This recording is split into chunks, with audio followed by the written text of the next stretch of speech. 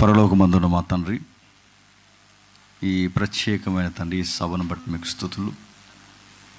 సంఘాలతోనూ ప్రజలతోనూ తండ్రి సహోదరులతో మీరు మాట్లాడడానికి మీరిచ్చిన ఈ అవకాశం బట్టి మీకు స్తుతులు స్తోత్రములు తండ్రి.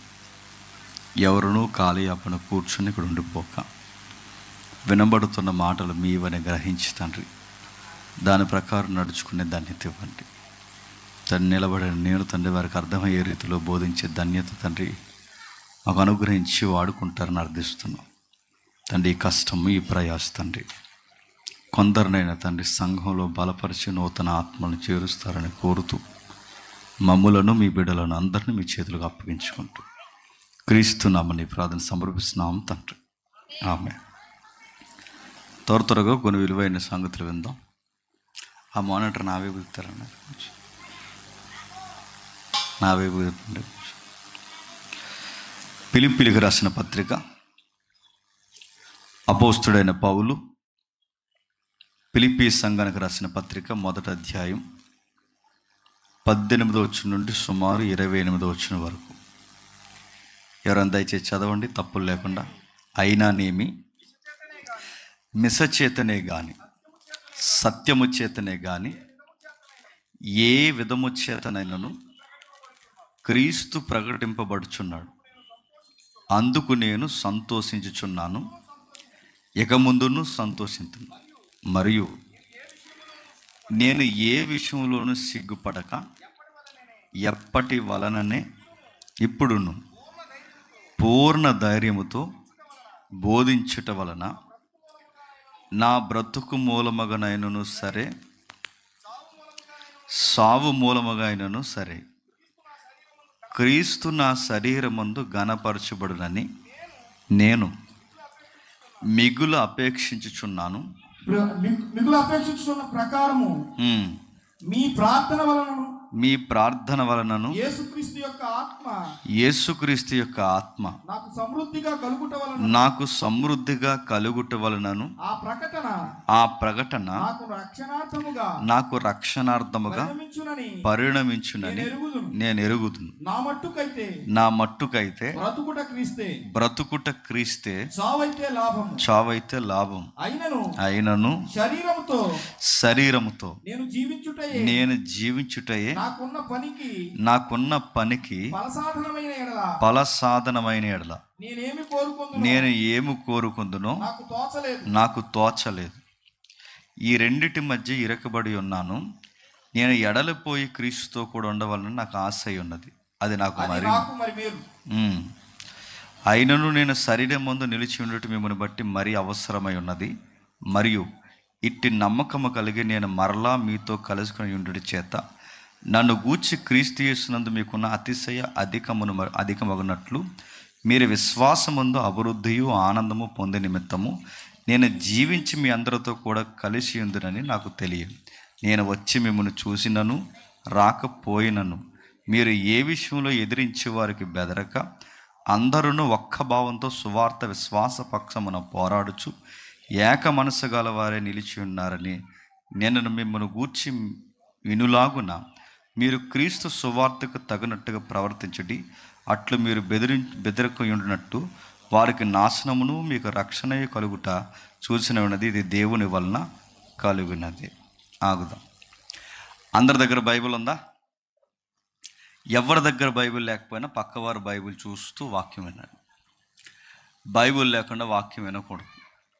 బైబిల్ లేకుండా వాక్యాలు వినడానికి సభలకు రాకూడదు, అది గౌరవం కాదు. ఎందుకంటే ఇటీవల కాలంలో ఈ ఎక్కడ లేని ఆరాధనల పేరు మీద, ఆరాధనకు మేము వ్యతిరేకం కాదు, ఆరాధన చెయ్యండి, ఆరాధన పేరు మీద వాక్యాన్ని అంటే వింటున్న వాక్యాన్ని అర్థం చేసుకోవడానికి చూడడానికి కరువు అయిపోయి బైబిల్ తేవడం మానేస్తారు.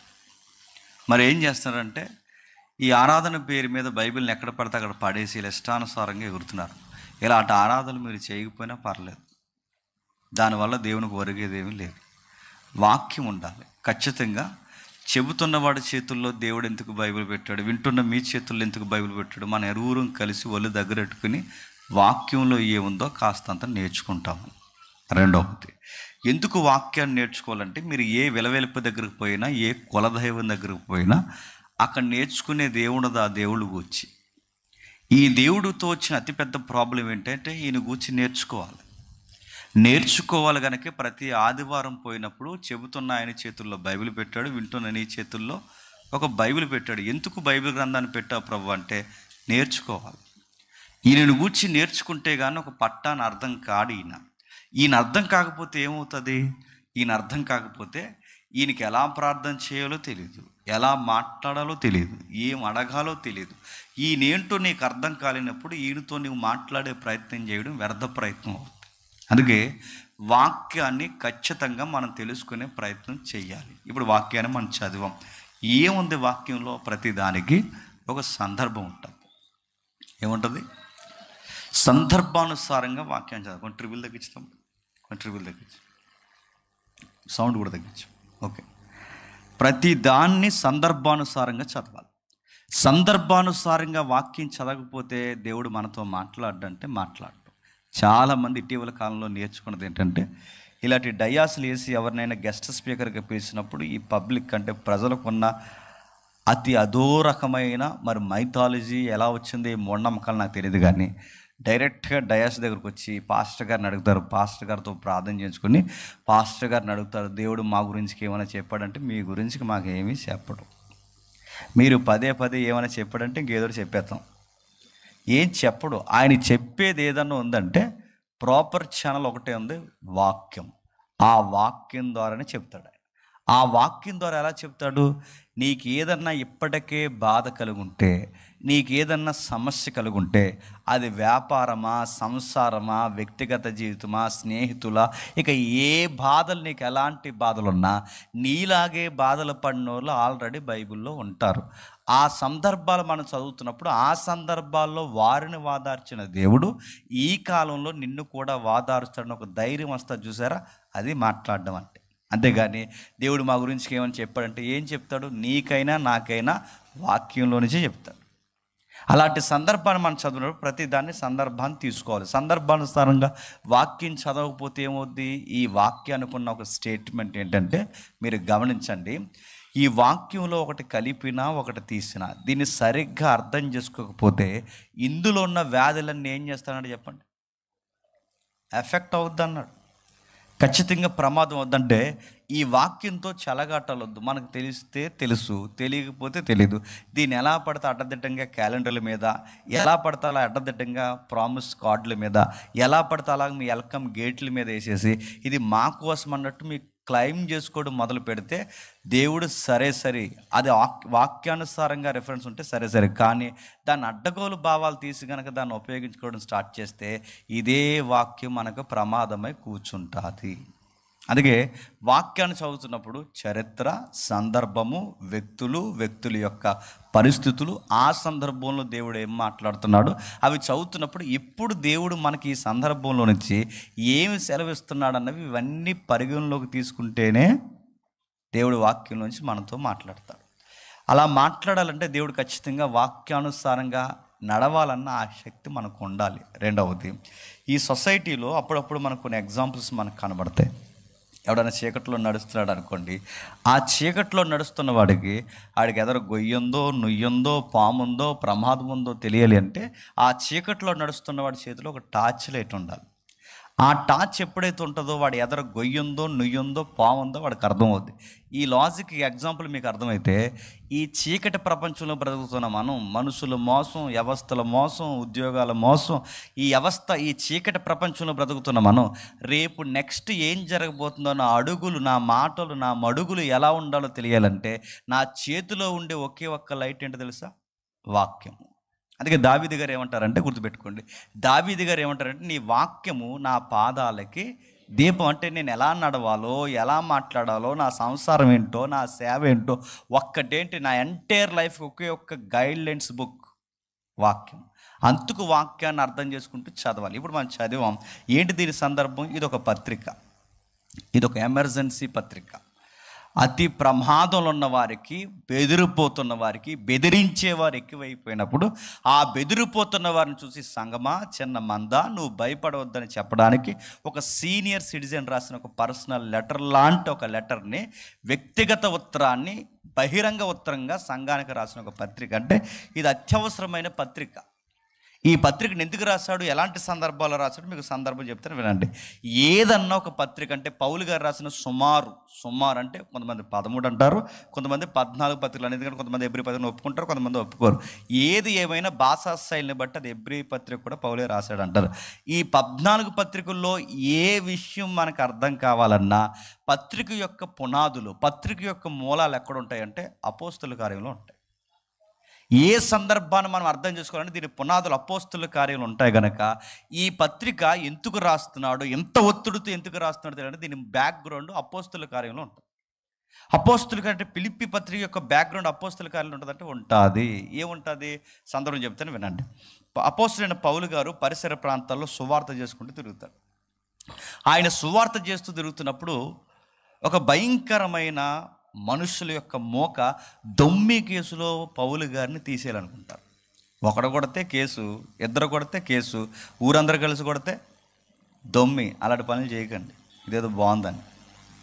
పౌలు గారికి పెద్ద స్కెచ్ చేశారు. ఒక మండపం ఏర్పాటు చేసి 25,000 మంది కూడుకొని వ్యాపారవేత్తలు, మోతుబర్లు, గవర్నమెంట్ అంతా ఇన్వాల్వ్ అయ్యి ఏదోలా తీసేయాలి ఈ మనిషిని స్కెచ్ చేసి కూర్చున్నారు. ఎందుకంటే ఆ మనిషి వలన ఆ ప్రాంతానికి ప్రమాదము, ఆర్థిక నష్టము, ముఖ్యంగా వాళ్ళ నమ్మకాల మీద చెంపదెబ్బ కొట్టినట్టు ఉన్నాయి ఆయన ప్రసంగాలు.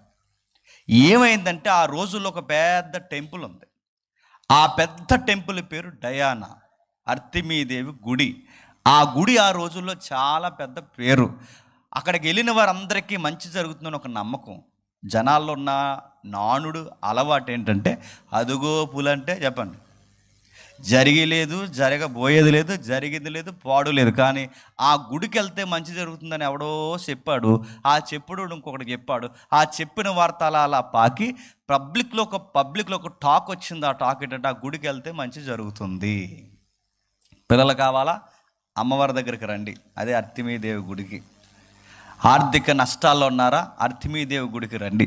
ఇలా ప్రతిదీ చిన్న పెద్ద ప్రతి ఒక్కరికి ఆ నోట ఈ నోట ఆ గుడి గురించి బాగా పబ్లిసిటీ అయిపోతే స్వదేశీయులు, విదేశీయులు రాక పెరిగిపోయింది ఆ గుడికి. ఎప్పుడైతే ఆ గుడిలో రాక పెరిగిపోయిందో పబ్లిక్ పెరిగినప్పుడు ఖజానా కూడా పెరిగింది. ఖజానా ఎప్పుడు పెరిగిందో ట్రెజరీ మెయింటెనెన్స్ బాగుందన్న సంగతి గవర్నమెంట్ పసిగట్టి ఆ గుడిని గవర్నమెంట్ టేకప్ చేసింది.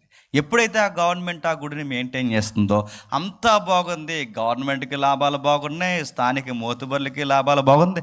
మతం విస్తరించిన ప్రతి దిక్కున వ్యాపారం కూడా పెద్దపీట వేసుకుంటుంది, అదే మతమైనా. ఎప్పుడైతే ఆ వ్యాపారం పెద్దపీట వేసుకుందో ఆ గుడి చుట్టూ కొన్ని దుకాణాలు పెట్టారు. ఆ దుకాణాలు ఏంటంటే ఎండుగుళ్ళు. ఇదంతా అపోస్తుల కార్యాల్లో ఉందిగా. అంటే ఏంటంటే ఇంకంతే సంగతులు. ఇంకా దీని హిస్టరీ బాగా వినండి. ఎప్పుడైతే వెళ్ళిందో ఈ అపోస్తుల కార్యంలో మనం చదువుతున్నప్పుడు వీళ్ళందరూ కలిసి చేసిన పని ఏంటంటే అక్కడ ఒక దుకాణం, ఇక్కడ ఒక దుకాణం. తాజ్ మహల్ దగ్గరికి వెళ్ళినాడు, చిన్న తాజ్ మహల్ ఎలా కొనుక్కుని తెచ్చుకుంటాడో అర్తిమీదేవి గుడికి వెళ్ళినాడు కూడా అర్తిమీదేవి చిన్న గుడి బొమ్మ తెచ్చుకుంటాడు. ఎందుకంటే ఆ బొమ్మ పెట్టుకుంటే అంత మంచి జరుగుతుందని. అందుకే చూడండి, ఏ గుళ్ళకి పోయినా ఒక తాడో, ఒక పువ్వో, ఒక బొమ్మో ఏదో తెచ్చుకోవడం అంటే అదొక ఐకాన్. అక్కడికి తెచ్చింది అదేం తెచ్చుకుంటే ఇంట్లో పెట్టుకుంటే అంత మంచి జరుగుతుందని. ఈ వ్యాపార వ్యక్తులు ఈ సెంటిమెంట్ ప్రజల్లోకి చొప్పించి వీళ్ళు ఏం చేశారంటే ఈ వ్యాపారం చేస్తుంటే సరిగ్గా వ్యాపారం పడిపోయింది, పబ్లిక్ రాక పడిపోయింది, గుడి మీద నమ్మకం పోయింది, దేవి మీద నమ్మకం పోయింది. ఎందుకు ఇదంతా జరుగుతుందంటే ఆ ఏరియాలో వాకప్ చేసి ఆ స్టడీలోంచి డిస్కవరీ చేసి బయటికి తీస్తే ఆ డిస్కవరీలో వచ్చిన ఆన్సర్ ఏంటంటే ఈ ఏరియాకి ఒకడు వచ్చాడు. ఒకటి పేరు చెప్పండి, అపోస్తుడైన పౌలు.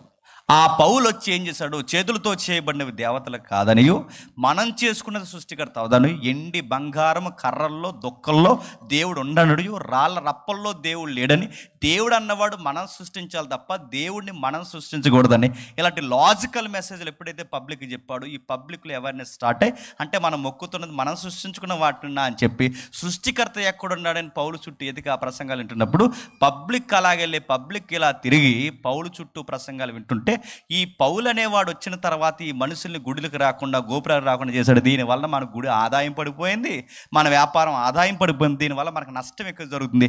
ఆ మనిషి ఎక్కడున్నాడు తీసుకురండి అని మొత్తం 25,000 మంది కూడుకొని ఒక పెద్ద మోక ఫామ్ అయ్యారు. ఎవరిని కొట్టడానికి? సరిగ్గా టైంలో ఆత్మీయులు అలాగే గవర్నమెంట్ ఎంప్లాయీస్ అందరూ పౌలు గారికి ఇన్ఫర్మేషన్ ఇచ్చారు. అయ్యా మాలాటోడు పోయినా పర్వాలేదేమో కానీ మీలాటోడు ఉండాలి.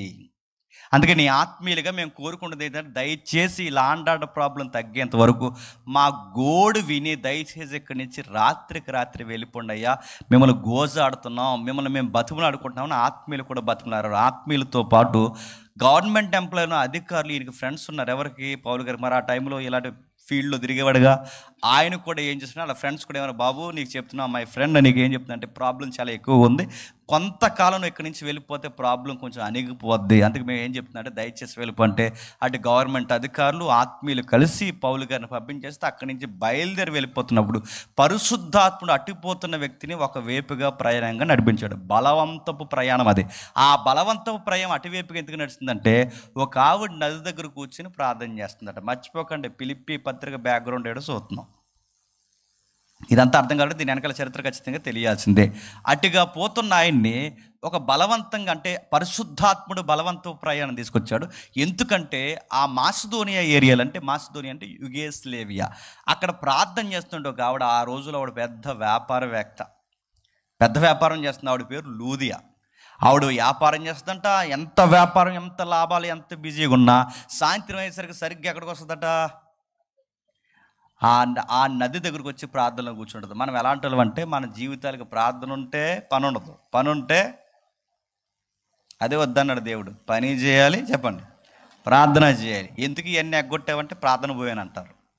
కానీ ఆవిడ అలా కాదు, గుర్తుపెట్టుకోండి. ఆవిడ ఎంత బిజినెస్ చేసినా, ఎంత బిజీగా ఉన్నా సాయంత్రం అయ్యేసరికి ప్రార్థన చేస్తాడు. ఎందుకు ఆ ప్రార్థన అంటే తన కుటుంబం కొరకు భారం ఉందట. నా కుటుంబానికి రక్షణ కావాలి, నా కుటుంబానికి రక్షణ కావాలని అంత పెద్ద వ్యాపారవేత్త కోరుకుంటే దేవుడు ఎంత అడిగితే అంత చేస్తాడు కదండి.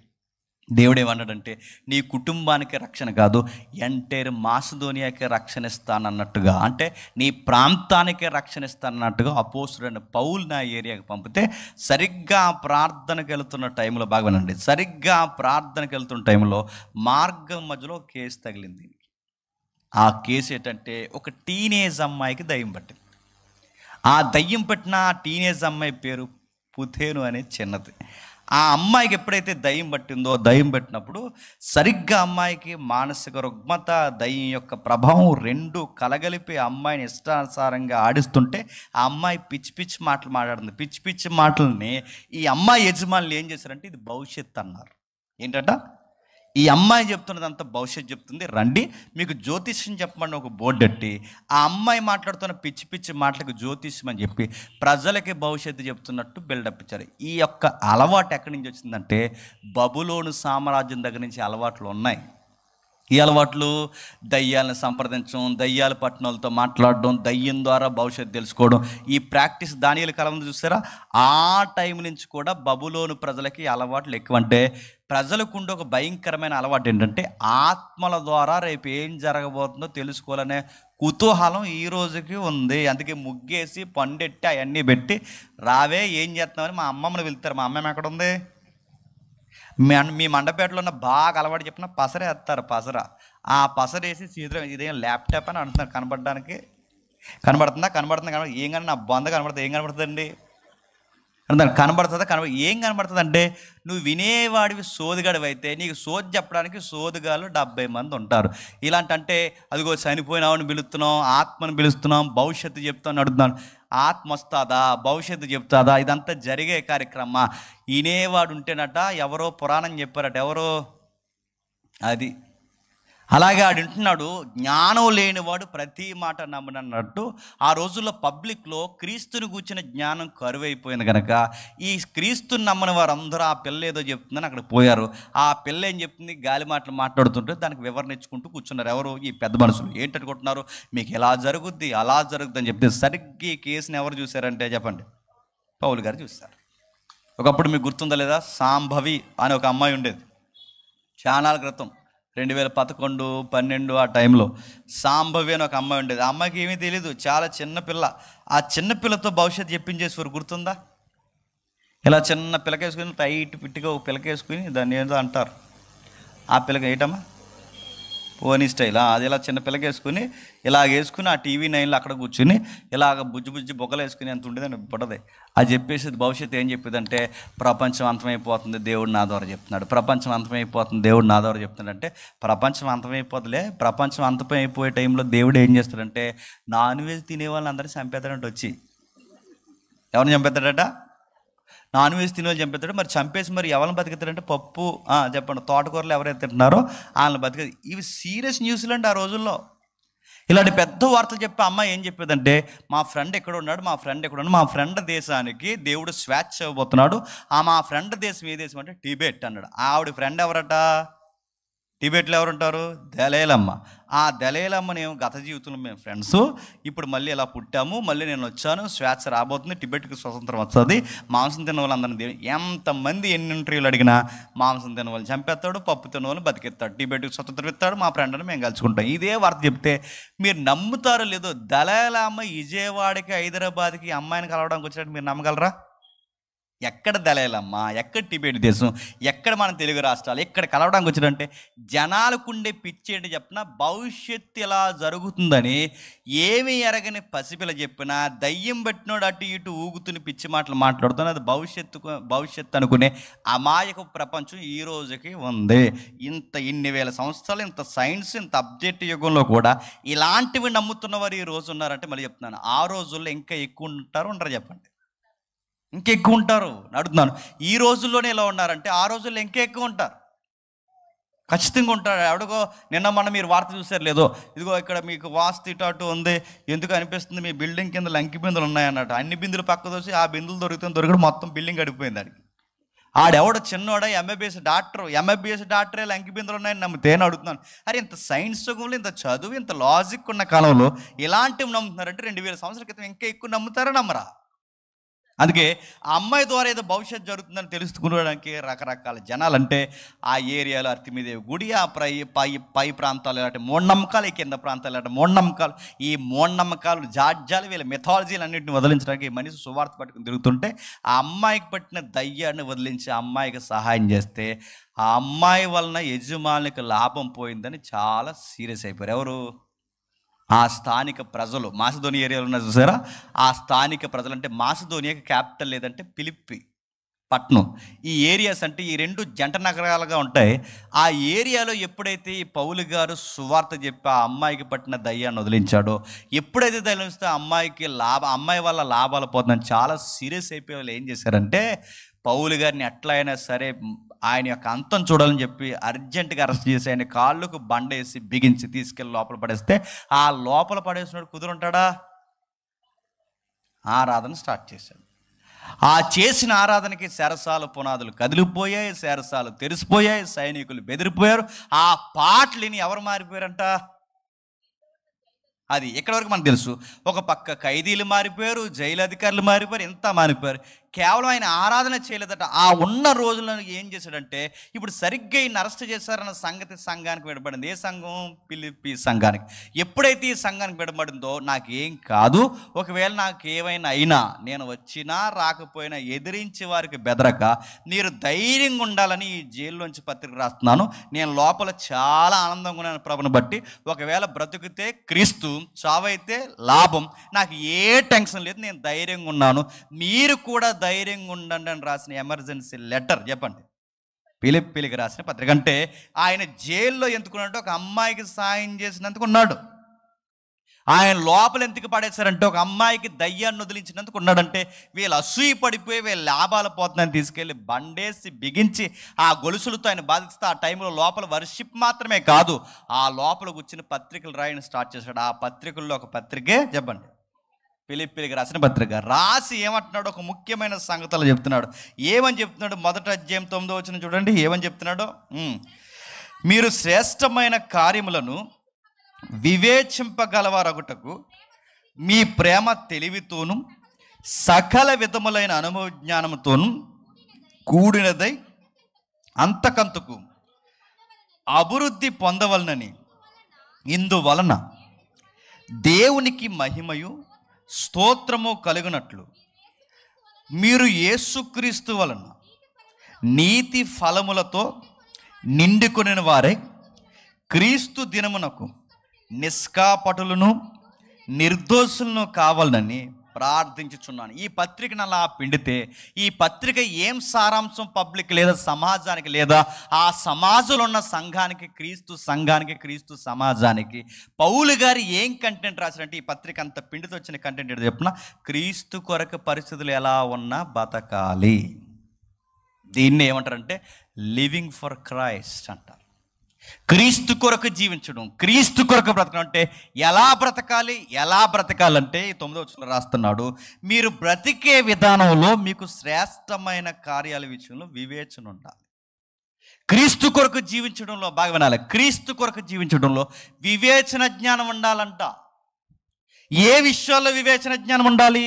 మీరు శ్రేష్టమైన కార్యాలు చేసే విషయంలో తెలివిలో, సకల విధములైన జ్ఞానంలో, అనుభవ జ్ఞానంతో వివేచన కలిగి ఉండాలంటే నువ్వు క్రీస్తు కొరకు బ్రతుకుతున్నప్పుడు ఏది పడితే అది నమ్మేకూడదు. కాస్తంత నీకు జ్ఞానం ఉండాలి, కాస్తంత నీకు దేవుని పట్ల ఆసక్తి కలిగిన నీవు సమాజంలో ఇది మంచా చెడా, ఇది నమ్మదగినది కాదా, ఇది లాజికల్గా ఉందా లేదా, ఇది వాక్యానుసారంగా ఉందా లేదని తెలుసుకునే జ్ఞానం ఉందో చూసారా, అది క్రీస్తు కొరకు జీవించడంలో ఒక గుర్తంట. మేము దేవుడిని నమ్ముకున్నామంటే ఇంక మేము ఏమీ చేయమంటే అమాయకత్వం భక్తి కాదంట, గుర్తుపెట్టుకోండి. భక్తి అంటే ఏంటో తెలుసా? లాజిక్ ఉండాలి. భక్తి అంటే ఏంటో తెలుసా? ఒక విషయాన్ని అంచనా వేయడం తెలియాలి. ఈ రోజుల్లో భక్తి ఎలా ఉందో తెలుసా? రేపు నేను ఊరు వెళ్ళాలనుకున్నాను అనుకోండి, నేను రేపు ఎంత మూఢనమ్మకాలు ఎక్కువైపోయాయండి క్రైస్తవంలో కూడా. రేపు నేను ఊరు వెళ్ళాలనుకుంటే ఇప్పుడు దేవుడు చెప్పాలి నాకు ఏమని, దేవా నేను ఊరు వెళ్తున్నాను, వెళ్ళనా వద్దని నేను బైబిల్ని ఇలా కొట్టి ఇలా తెరిస్తే ఆ వాక్యం నాకు ఒకటి తగలాలి, అంతటా అతడు లేచి బయలుదేరినని అంటే అప్పుడు వెళ్తాను, లేకపోతే వెళ్ళను. నేను నడుతాను అంత అంటే ఆ వాక్యం చదవడ అంతటా అతడు లేచి బయలుదేరి, ఎక్కడ బయలుదేరి? ఊరేసుకోవడానికి బయలుదేరి, కింద చదవవు నువ్వు, ఆ కింద చదువు నడుతున్నాను, ఇలాంటి నడుతున్నాను. ఒక కార్యం చేస్తున్నప్పుడు నీ వివేచన ఉండాలని బైబిల్ చెప్తుందంటే, క్రీస్తు కొరకు జీవించడం అంటే చర్చికి రావడం, క్రీస్తు కొరకు జీవించడం అంటే వాక్యాలు వినడం, క్రీస్తు కొరకు జీవించడం అంటే ఇక్కడ కూర్చుని 4 పాటలు పాడడం, క్రీస్తు కొరకు జీవించడం అంటే కేవలం ఒక రోజుకు ఒక అధ్యాయం చదువుకోవడం, క్రీస్తు కొరకు జీవించడం అంటే సువార్తలు చేసుకుంటూ తిరగడం, ఇవన్నీ వద్దంటలేదు. ఇది మాత్రమే కాదు, నువ్వు ఎక్కడ బతికినా నీకు జ్ఞానం ఉండాలి. ఈ రోజుల్లో ఎక్కువైపోయిందో లేదో, దేవుడి పేరు చెప్పుకుని ఎన్ని మూఢనమ్మకాలు ఉన్నాయండి. నవ్వుతున్నారు సోషల్ మీడియాలో. ఆవిడెవరో ఉంది, గ్యాస్ అయిపోయిందా అంది, అయిపోయింది. పరిశుద్ధాత్ముడికి చెప్పబోయేవా అన్నదంటే, ఎవరికి? గ్యాస్ అయిపోతే పరిశుద్ధాత్ముడికి చెప్పడం ఏంటి నడుతున్నా? గ్యాస్ సిలిండర్లు ఎత్తాడండి ఆయన. పరిశుద్ధాత్ముడికి చెప్తారట, అప్పుడు ఆత్మదేవుడికి చెప్తారట, గ్యాస్ అయిపోయిన వెంటనే వచ్చిందంట. నడుతుంది ఇలాంటి ప్రసంగాలు పెట్టున్నారే, ఇలాంటి నమ్ముతున్నారే, మీ వివేచన ఏమైంది? అరే అంతంత మాత్రం చదవని ఒక మనుషులు బైబిల్ పట్టుకుని ఇలాంటి వేదికల మీద నిలబడి వాళ్ళ నోటికి వచ్చిన అనుభవ జ్ఞానం అని ఒక పేరెట్టి మేము ఆత్మని ఇలా అనుభవిస్తున్నామని గ్యాస్కి, పప్పుకి, ఉప్పుకి పరిశుద్ధాత్మని ముడెడుతున్నారంటే ఇంటున్న నీకు వివేచన ఉందా? క్రీస్తు కొరకు బ్రతకడం అంటే ఏంటి? అమాయకంగా అన్నీ నమ్మడం కాదు. క్రీస్తు కొరకు బ్రతకడం అంటే ఏది తప్పో ఏది ఒప్పో కాస్త అంచనా వేసే జ్ఞానం నీకు, వాక్యం వింటున్న నీకు రోజు రోజుకి జ్ఞానం అభివృద్ధి చెందాలి. మరొక ఆవిడేమందో తెలుసా? ఇలా అంటే నాకు ఇష్టమే, నాకేమి ఇష్టం కాదంటలేదు, కాకపోతే ఇలా చెప్పడం మాత్రం ఇష్టం లేదు, కాకపోతే అలాగే ఇది తప్పు అని చెప్పకపోతే ఇంకా తెలియదు కదండి, అందుకే చెప్తున్నా. మరొక ఆవిడేమంటుందంటే, అలా ఆయనకి పప్పు వండిందంట, పప్పు నచ్చలేదన్న సంగతి ఆడు నోరు మూసింది ఏంటంటే, ఎందుకంటే ఇంక ఎప్పుడు ఇలాగే వండుతుందని. కుదురుగా ఉండాలిగా, దగ్గరికి వెళ్ళి అడిగిందంట, ఎలా ఉందండి పప్పు అన్నదండి. నీ మొహంలో ఏడిసిందే, పప్పు ఎప్పుడు ఇలా తగలెట్టో కూరలని అన్న. అనగానే సరే అండి నెక్స్ట్ బాగా వండుతాను అనాలిగా, అలా అనలేదట, పక్కొచ్చి చెప్పాలి కదా అందంట. ఎవరిని? పరలోకంలోనే యేసుప్రభుకి ఏమని చెప్పాలి కదా. అంటే ఇప్పుడు ఈవిడ పప్పులో ఉప్పు తక్కువైందండి, పరలోకంలో ముల్లోకాల పరిపాలిస్తున్న దేవుడు అర్జెంట్కి కిచెన్ రూమ్లోకి వచ్చి ఇప్పుడు ఆ పప్పులో ఉప్పు ఎవరు కలపారంట? తన్నేవాళ్ళు లేడండి, ఇలాంటి సాక్ష్యాలు చెప్పేవాళ్ళు.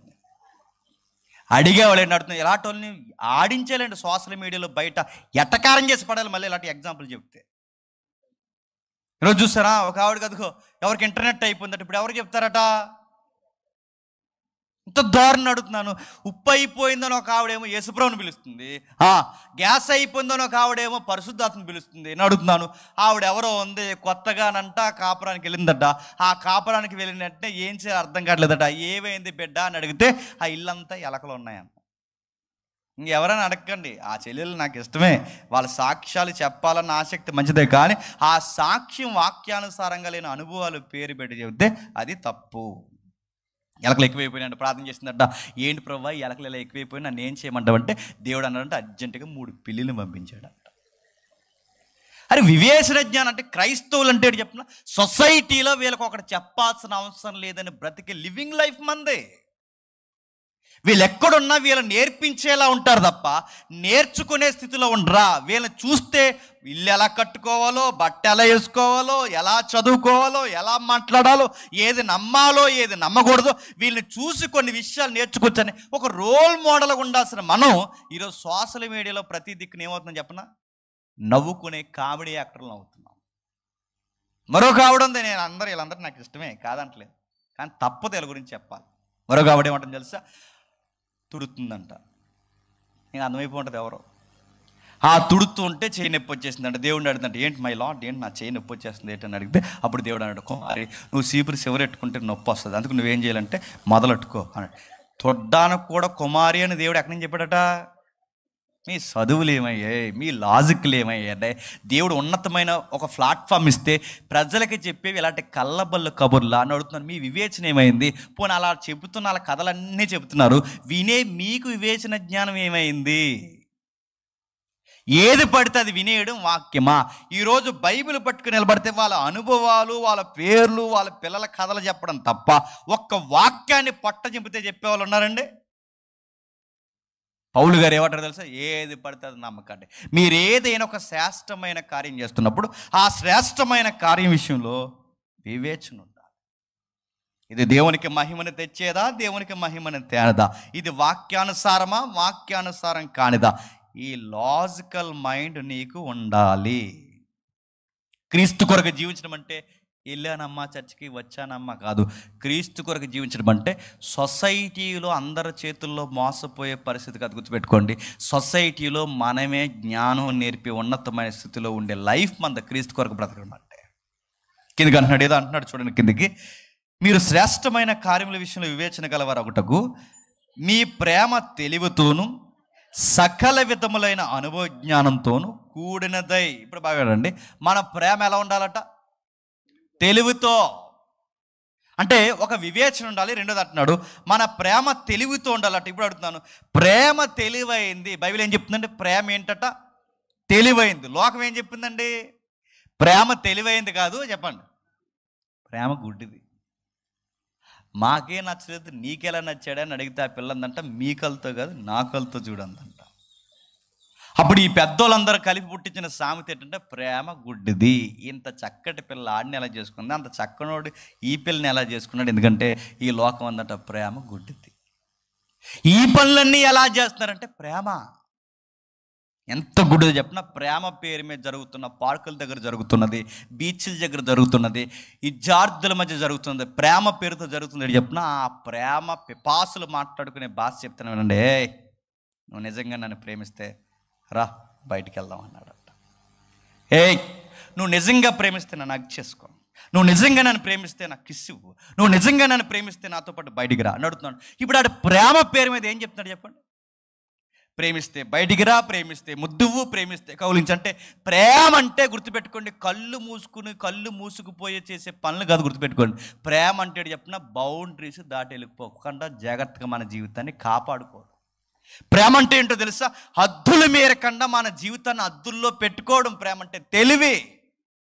వాడు ముద్దంత అడుగుతున్నాడు అంటే ఇప్పుడు నేను ముద్దు పెడితే ప్రేమ, ముద్దు పెట్టకపోతే ప్రేమ కాదు. ఇప్పుడు వాడికి హగ్గిస్తే ప్రేమ, హగ్గు ఇవ్వకపోతే ప్రేమ కాదు. వీడు ఇలాంటి అడుగుతున్నా అంటే ఇది ప్రేమ కాదని కనీసపు ఇంకిత జ్ఞానం ఉండాలా వద్దా? లైవ్ వెళ్తుంది కానీ తప్పదు, నేను పేర్లు చెప్పను కానీ ఒక మాట చెప్తాను వినండి. చాలామంది చెల్లెలు ఫోన్ చేస్తారు. నిన్న మొన్న చెల్లి ఫోన్ చేసింది.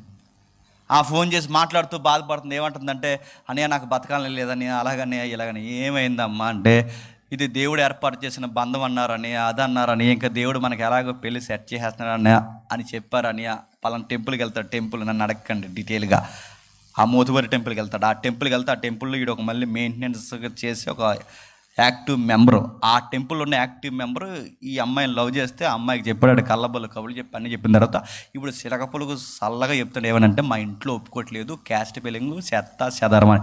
ఇప్పుడు నన్ను ఏం చేయమంటావని, ఆల్రెడీ మా ఇద్దరి వలన ఒక బేబీ చనిపోయింది అని చెప్తాడు.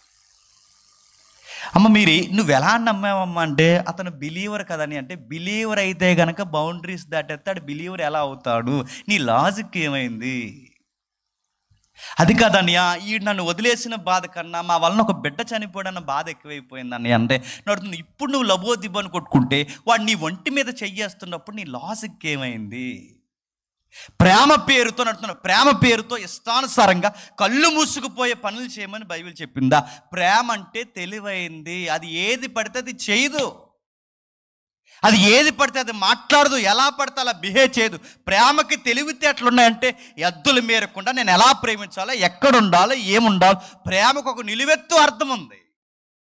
ప్రేమ అంటే పార్కులని ఎవరు చెప్పారు? ప్రేమ అంటే బీచ్లని ఎవరు చెప్పారు? ప్రేమ అంటే పాడు పనులని ఎవరు చెప్పారు? మీకు ఎవడో చెప్పిన సోది. దానికి దేవుని చిత్తం అని పేరెట్టి ఆ దేవుని చిత్తం పేర్లు ఈ కళ్ళు మూసుకుపోయి పనులు చేసి చివరికి ఇది ఇదేనంటే ఇప్పుడు దేవుడు నన్ను ఏం చేయమంటాడంటే నడుతున్నాను. ఏం చేయమంటాడు? దేవుడి దగ్గర పశ్చాత్తాపడి ఎంత ఏడవాలంత ఏడ్చి దేవుడికి చెప్పుకుని, దేవా నా జీవితం ఏంటని అడుగు. దేవుడు నీ మనసుకు సమాధానం కలగజేయను గాక. ఇంతకు మించి నేను ఏమి చెప్పలేనమ్మా చెల్లి, దయచేసి నన్ను క్షమించు. నేను మళ్ళీ సలహా ఇస్తాను, ఆ ఎదవ నెంబర్ బ్లాక్ చేసి మళ్ళీ రావద్దని చెప్పాను. ఎందుకని నేను చెప్తాను అడుగుతున్నాను. ఇంత వాక్యం డీటెయిల్గా ఉన్నప్పుడు, ఇంత వాక్యం మనకి ఏ పరిధిలో ఉండాలో చెప్పినప్పుడు, ఇన్ని చదివి ఇంత విని ఇన్ని ఆదివారాల వాక్యమని ఇలాంటి వాటిలో కూరుకుపోతే నేను అడుగుతున్నాను, నీ వివేచన ఏమైంది? నీ జ్ఞానం ఏమైంది? ప్రేమ అంటే ఇదని ఎవడ చెప్పాడు? మళ్ళీ ప్రశ్న అడుగుతున్నాను. ప్రేమ అంటే కేవలం వయసులను ఇద్దరు ప్రేమించుకునేది ప్రేమ కాదు. ప్రేమ అంటే నా పొరుగోడిని ప్రేమించేది కూడా ప్రేమ. ఇది క్వాలిటీ లవ్ అంటే. పెద్దోళ్ళని, చిన్నోళ్ళని, అయిన వారిని, కాని వారిని, ప్రతి ఒక్కరిని ప్రేమించే ప్రేమ చూస్తా. నా తల్లిదండ్రులని, నేను అన్నిటి మధ్య ఒక ఇరుక్కుపోయే బంధం ఉంది చూస్తారా, అది ఒక ప్రేమపూర్వకమైన బంధం ఉంది చూస్తారా, అది ప్రేమ అంటే. ఆ ప్రేమకు తెలివితేటలుంటే ప్రతి విషయంలో ప్రేమ పేరుతో అడుగుతున్నాను. స్నేహితుడు ప్రేమిస్తున్నా చెప్తున్నాడు, అదే స్నేహితుడు ఈరోజు మనకు ఎండిపోటు పట్టలేదు, అది ప్రేమ ఎలా అవుద్ది? నడుతున్నాను. ప్రేయస్ అని చెప్తున్నాడు, ప్రేయస్ మనకి ఎండిపోటు పట్టలేదు. ప్రియుడు అని చెప్తున్నాడు, ప్రియురాలు ఈరోజు మనం దగాగా మోసం చేయట్లేదు, ఇది ప్రేమ ఎలా అవుద్ది? ప్రేమకు తెలివి ఉంటుంది. ప్రేమ లోకం చెప్పినట్టు గుడ్డిది కాదు. ప్రేమ ఎలాంటి తెలుసా? తెలివైంది. ఇటు స్వార్థంతో ప్రేమిస్తున్నాడా, మనల్ని ఏదన్నా వాడుకోవడానికి ప్రేమిస్తున్నాడా? వీడు మన దగ్గర డబ్బు ఉందని మనకు కూడా తిరుగుతున్నాడు, లేకపోతే మనకి ఏమీ లేకపోయినా క్రీస్తుని బట్టి ప్రేమిస్తున్నాడు. ఇవన్నీ లెక్కలు వేసుకోవాల్సిన బాధ్యత ఎవరు చెప్పండి? నీది కాదా? దేవా మాకు ఎందుకు ఎలా జరిగింది, మా జీవితంలోకి వీడు ఎందుకు వచ్చాడంటే నీకు దేవుడు చెప్పలేదా? ఆలోచించుకునే ధన్యత, ఆలోచించుకునే జ్ఞానం దేవుడు నీకు ఇవ్వలేదా? క్రీస్తు కొరకు జీవించడం అంటే అమాయకంగా వచ్చి 4 పాటలు పడేసి వినేసి వెళ్ళిపోవడం కాదు. క్రీస్తు కొరకు జీవించడం అంటే సొసైటీలో ఎక్కడా నువ్వు దెబ్బ తినకుండా బతకడం, అది క్రీస్తు కొరకు బ్రతకడం అంటే. ఎక్కడ ఏ విషయంలో గుర్తుపెట్టుకో, ఏ విషయంలో నేను వ్యాపారంలో మాసిపోయిన ఎదవలతో చేతులు కలిపని లబోదిబాన్ రోడ్డు మీద కూర్చొని ఇక నేను చచ్చిపోతాను అనకుండా ఉండి నీ డబ్బు విషయంలో నువ్వు జాగ్రత్త కలిగి ఉండి జీవించడం క్రీస్తు కొరకు బ్రతకడం అంటే. ప్రతి సెక్టార్లో నీకు తెలివితేటలుండవు. ఉద్యోగం చేస్తున్నావా? తెలుగుగా వ్యవహరించు. ఒక సంసారం చేస్తున్నావా? తెలుగుగా వ్యవహరించు. ఒక విద్యార్థిగా ఉన్నావా? ఒక తెలివితేటలతో వ్యవహరించే జీవనశైలి అలవాటు చేసుకో. నువ్వు ఎంతకింత తెలివి కొట్టినావు అంటే బయట వాళ్ళు మాట్లాడుకోవాలి, వీడు క్రీస్తుని నమ్ముకున్న బిడ్డరా, వీడు ఎక్కడ పడితే ఏది పడితే అందులో ఇన్వాల్వ్ అవ్వడం, వీడికి తెలివితేటలు ఎక్కువ అని చెప్పుకుంటున్నారా?